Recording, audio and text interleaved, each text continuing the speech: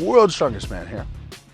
I've had an unfortunate incident at my last show, which is my injury-free streak is over. Not in a dramatic way, but I tore my hamstring. You can see it's a little bit bruised up. And I did that on the last stone on the first day of competition. The second day of competition was max deadlift, sandbag toss, power stairs. So things weren't looking so hot. But thankfully, everything turned out okay. Took a bit of a risk. Now, for those of you who don't know, I also have my undergraduate degree in human kinetics, which is a Bachelor of Science. And I have my master's in clinical exercise physiology, which is in exercising people with injuries, chronic conditions, all of that type of stuff. So really, I know what the process is like. So I thought I'd talk you guys through that.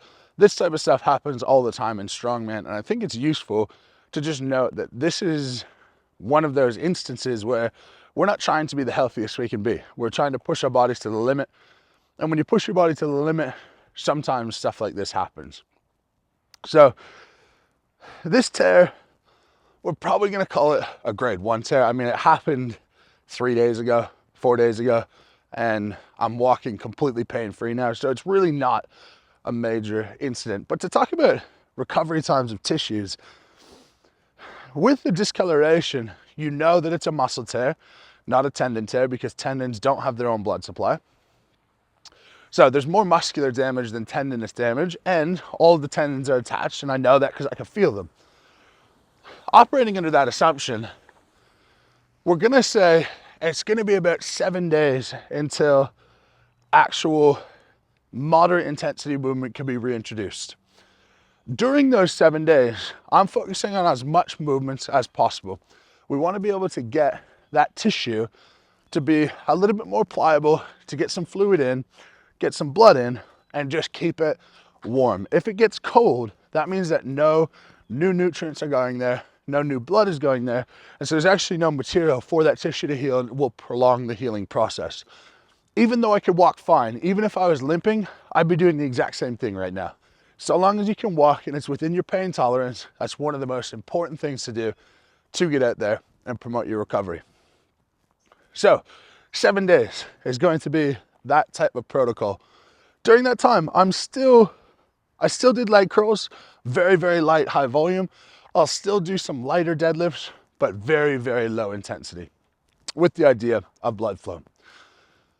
Then we'll go another week where we go moderate intensity, and I'm gonna prioritize the movement that hurt me. So I'm not gonna go all the way to stone picks, but I will go to hip hinging. So things like moderate intensity deadlifts, and start to feel, how is this tissue recovering? One of the most important things when you're recovering from injury is you got to really critically analyze how you move when you get back to that movement. It would be normal for me to want to shift my hips away from the injured hamstring so that I load the opposite side and I avoid using that leg.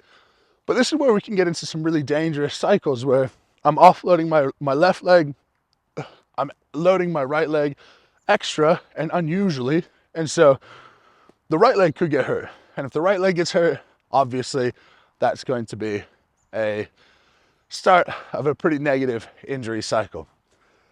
So we'll go moderate intensity for a week, and then 2 weeks after injury, so long as everything feels okay, there's no setbacks, there's no pain associated with the movement, then I kick back into my prep for the Rogue Invitational, which is somewhere around 8 weeks away, 10 weeks away.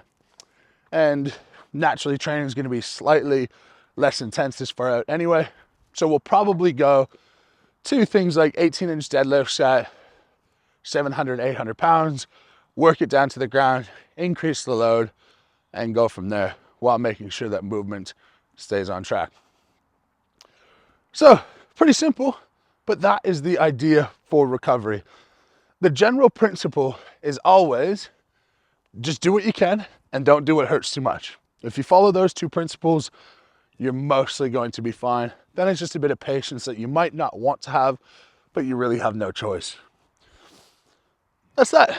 Let me know what you guys think. Wish me luck in the recovery, it's really, I don't even really consider it that much of an injury or that much recovery.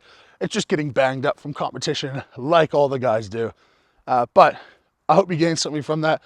Let me know in the comments, what is your biggest injury you've had? Or if you want me to talk about a specific injury, pop that in the comments. I'd be more than happy to help out. Otherwise, lift heavy, be kind. Merch link is in the bio as per usual, and we'll catch you next time.